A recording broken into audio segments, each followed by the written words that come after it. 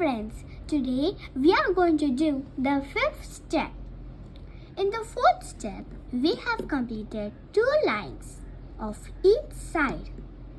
In the fifth step, we are going to complete a plus over the down. So, we will not start from the white. We'll change our cube surface and start from the yellow. Let's see a L. Yes, we write L like this. Okay, let's turn the cube. No, we don't write L like this, right? So, this is our position.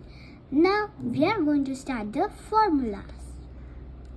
Front clockwise, right up, top left, right down, top right, front anti-clockwise. Have we completed our plus sign? No, but the minus sign will change our cube's face. And do it.